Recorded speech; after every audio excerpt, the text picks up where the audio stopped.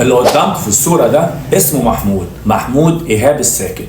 محمود اتقتل غد عشان خاطر ما قبلش بحاجة غلط بتحصل في الشارع بتاعه، واللي قتلوه غد كانوا شوية بلطجية قتلوه عشان خاطر قال لهم ما ينفعش اللي انتوا بتعملوه ده، يعني من شرعه. هو ايه اللي حصل لمحمود وايه الحكاية؟ يلا بينا، بس بتمنى حضرتك تعمل لايك وشير كتير للفيديو لانه مهم جدا جدا جدا، لان يعني للاسف الشديد ممكن اللي حصل لمحمود ده يحصل لاي حد، وارد جدا يحصل ليا او ليك او لغيرنا. فيلا بينا احكي لكم ايه اللي حصل لمحمود في اصل الجريمه.